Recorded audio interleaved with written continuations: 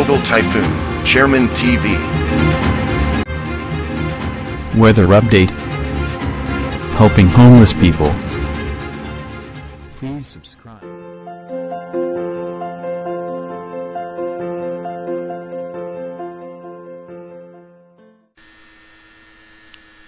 Magandang umaga po. Ito po ang latest update natin ngayong araw, March 2, 2024.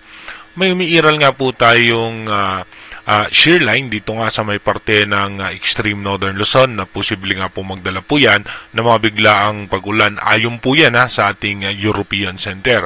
At yung northeast monsoon nga po natin ay nakaka-apekto pa rin dito nga po sa natitirang bahagi ng ating bansa, at habang yung easterlies naman, apektado po niyan hanggang sa parte ng Metro Manila.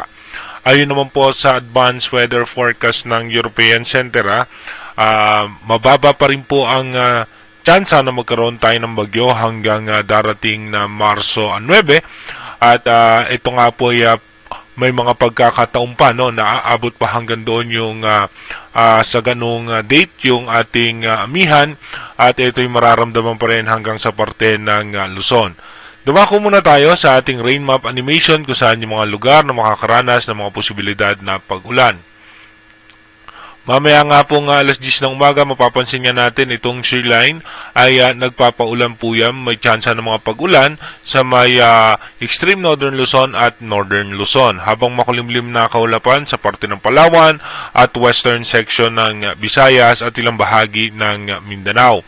Pagdating naman po mamayang alas 3 ng hapon, asahan nga natin makulimlim na kaulapan hanggang sa parte na po yan ng Bicol region, Palawan, Visayas at maging sa Mindanao. May mga chance rin po yan ng mga biglaang pagbuhos ng mahina at katamtamang pag-ulan lamang.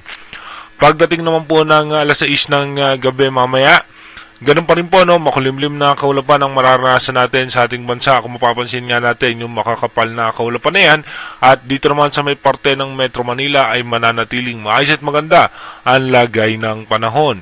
Pagdating naman po ng alas 10 ng gabi mamaya, ganun pa rin po yung ating magiging possible scenario na magiging makulimlim pa rin ang kaulapan ng ating bansa.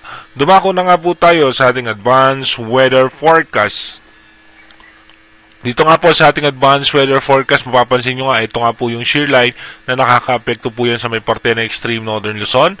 Pagdating po ng March 3 hanggang March 4, posible nga po magkakaroon ng high pressure area sa may parte ng karagatan ng Japan, at pagdating naman po ng March 5 hanggang March 6, dito makikita nyo magkakaroon nga ng possible low pressure area at muling bubugso yung northeast monsoon o yung amihan hanggang dito nga sa may parte ng Taiwan.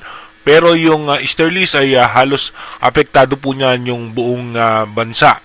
Pagdating naman po ng March 7 hanggang March 8, dito mo mapapansin natin yung pagbugso muli ng northeast monsoon na posibleng umabot po yan dito pa rin sa may Luzon, at may tsansa nga po na mga pag-ulan.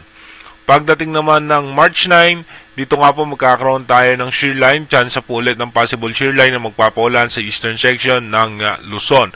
Sa ngayon nga po, wala po tayo nakikita anumang bagyo na posibleng makapekto sa ating bansa. May mga bagyo pong nabubuo ngayon sa parte pa rin ng Australia, at sa parte naman po ng Pacific Ocean, meron din man nabubuong bagyo sa ngayon, pero ito po ay pababa lahat yung kanilang direksyon.